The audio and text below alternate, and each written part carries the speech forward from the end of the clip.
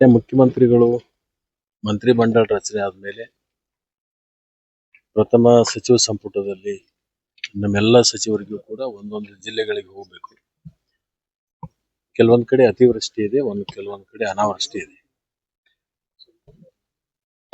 ನನಗೆ ಇವತ್ತು ಕಾರವಾರ ಡಿಸ್ಟಿಕ್ಗೆ ಕಳಿಸ್ಬಿಟ್ಟಿದ್ದಾರೆ.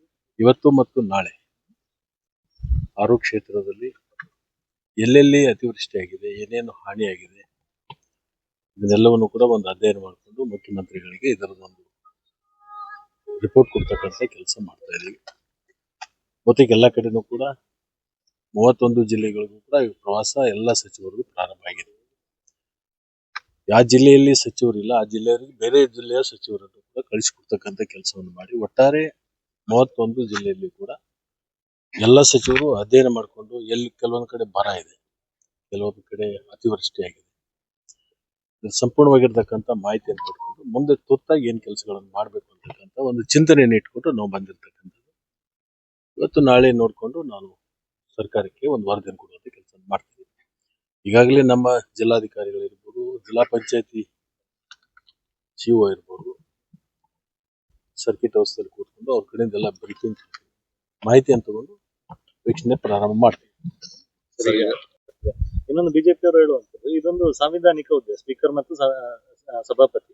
ಸೊ ಅದನ್ನು ಪಕ್ಷದ ಒಂದು ಹೈಕಮಾಂಡ್ ಲೆಟರ್ ನಲ್ಲಿ ಬರೆದು ಕಳಿಸುವಂತದ್ದು ಅದು ಸರಿಯಲ್ಲ ಎನ್ನುವಂಥದ್ದು ಚರ್ಚೆ. ನೋಡಿ, ಅವರು ರಾಜೀನಾಮೆ ಕೊಟ್ಟ ಮೇಲೆ ಆ ಜಾಗ ಖಾಲಿ ಆದ್ಮೇಲೆ ಇಂಥ ಸ್ಥಾನಕ್ಕೆ ಇಂಥವ್ರಿಗೆ ಅವಕಾಶ ಕೊಡ್ಬೇಕು ಅಂತಕ್ಕಂಥ ಹೇಳಿರ್ತಕ್ಕಂಥ, ಅವರು ಅದನ್ನೇನು ನಿಯುಕ್ತಿ ಮಾಡಿ ಕಳಿಸಿರ್ತಕ್ಕಂಥದ್ದಲ್ಲ.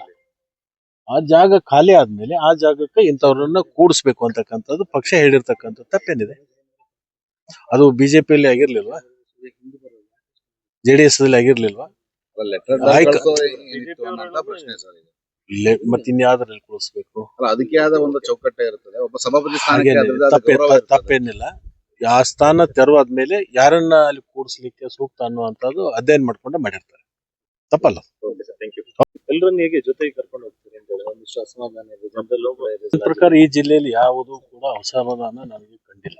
ಹಿಂದಿರ್ತಕ್ಕಂಥ ಸಚಿವರು ಕೂಡ ನನಗೆ ಫೋನ್ ಮುಖಾಂತರ ಮಾಡಿಕೊಂಡು ಒಟ್ಟಿಗೆ ಕೆಲಸ ಮಾಡೋಣ, ಒಟ್ಟಿಗೆ ಸರ್ಕಾರಕ್ಕೆ ಒಳ್ಳೆ ಹೆಸರು ತರೋಣ, ಪಕ್ಷಕ್ಕೆ ಒಳ್ಳೆ ಹೆಸರು ತರೋಣ. ಅವಕಾಶಗಳು ಯಾವತ್ತೂ ನಿರಂತರವಾಗಿ ಇರೋದಿಲ್ಲ, ಒಂದು ಬರುತ್ತೆ ಹೋಗುತ್ತೆ, ವ್ಯತ್ಯಾಸಗಳಿರುತ್ತೆ.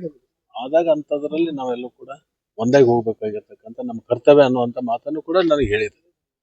ಈ ಜಿಲ್ಲೆಯಲ್ಲಿ ಯಾವುದೇ ಅಂತ ಸಮಸ್ಯೆಗಳಿಲ್ಲ. ಅಂದ್ರೆ ಮೊದಲು ಸಿದ್ದರಾಮಯ್ಯನವರು ಮುಖ್ಯಮಂತ್ರಿಗಳಾದಾಗ ನಮ್ದು ಹೆಸರು ಆಮೇಲೆ ಇರಲಿಲ್ಲ. ನಾನು ಎಲ್ಲಾದ್ರೂ ಅಸಮಾಧಾನ ವ್ಯಕ್ತಪಡಿಸಿದ್ದೇನೆ. ಅವಕಾಶಗಳು ಬರ್ತಿರ್ತವೆ, ಹೋಗ್ತಿರ್ತವೆ, ಅದನ್ನೆಲ್ಲ ನಾವು ಸಮನಾಗಿ ತಗೊಂಡು ಹೋಗ್ಬೇಕಾಗತ್ತೆ. ಸರ್, ಈಗ ಆಡಿಯೋ ವೈರಲ್ ಆಗ್ತದ್ದು ನಾನು ಮಾಧ್ಯಮದಲ್ಲಿ ನೋಡಿದ್ದೀನಿ. ಅದರ ಸತ್ಯಾಸತ್ಯತೆ ತನಿಖೆ ಆಗುತ್ತೆ. ಅದ್ರ ಬಗ್ಗೆ ಅವರು ಯಾರು ಮಾತಾಡಿದಾರೆ ಅವರು ಅದಕ್ಕೆ ಉತ್ತರ ಕೊಡ್ಬೇಕಾಗುತ್ತೆ. ಅವ್ರು ಮಾತಾಡೋದು ಕೂಡ ಒಪ್ಕೊಂಡಿದ್ದಾರೆ. ಈ ತರ ಇದೇ ಸಿಚುವೇಶನ್ ಅನ್ನೋದನ್ನ ಅವರು ಕೂಡ ಯಾರು ಒಪ್ಕೊಂಡಿದ್ದಾರೆ? ಈಗ ಅಲ್ಲಿ ಬಿಜೆಪಿ ಕಾಂಗ್ರೆಸ್ನ ಅಧ್ಯಕ್ಷ ಏನಿದ್ದಾರೆ ಅವರು ಕೂಡ ಒಪ್ಕೊಂಡ್ರು. ಇಲ್ಲ ನಾನು ಮಾತಾಡಿದ್ದೀನಿ ಅಂತ ಹೇಳ್ಕೊಂಡಿದ್ದಾರೆ. ಅವ್ರು ಮಾತಾಡಿದ್ ಒಪ್ಕೊಂಡಿದ್ರೆ ಅವರೇ ಉತ್ತರ ಕೊಡ್ತಾರೆ. ಅದ್ರ ಮೇಲೆ ಪಕ್ಷ ಇರುತ್ತೆ, ಸರ್ಕಾರ ಇರುತ್ತೆ, ಕ್ರಮ ತಗೋತಾರೆ. ಈ ನಾಗೇಂದ್ರ ಅವರಿಗೆ ಸಚಿವ ಸ್ಥಾನ ನೀಡಿರೋದಕ್ಕೆ ಬಿಜೆಪಿ ಮುಂದಿನ ದಿನಗಳಲ್ಲಿ ಹೋರಾಟ ಮಾಡ್ತೀವಿ, ಅಧಿವೇಶನದಲ್ಲಿ ರಾಜೀನಾಮೆ ಪಡಿಬೇಕು ಅಂತ ಹೇಳಿ ಒತ್ತಾಯ ಮಾಡ್ತೀವಿ ಅಂತೆಲ್ಲ ಹೇಳ್ತೀವಿ. ನೋಡಿ, ಕಳಂಕಿತರಿಗೆ ಕೊಟ್ಟಿದ್ದಾರೆ ಅನ್ನುವಂಥದ್ದು ಬಿಜೆಪಿ ಆರೋಪ. ನೋಡಿ, ನಾನು 25 ವರ್ಷ ಅಲ್ಲಿ ಇದ್ಕೊಂಡು ಎಲ್ಲವನ್ನು ಕೂಡ ನೋಡಿದೆ. ಈಗ ಅದ್ರ ಚರ್ಚೆ ಬೇಡ. ಅವ್ರು ಯಾವಾಗ ಹೋರಾಟಕ್ಕೆ ಬರ್ತಾರೆ ಅದಕ್ಕೆ ಯಾವ ಸಂದರ್ಭದಲ್ಲಿ ನಾವು ಏನು ಉತ್ತರ ಕೊಡಬೇಕು. ಸರ್, ಇನ್ನೊಂದು ಈ ಸಭಾಪತಿ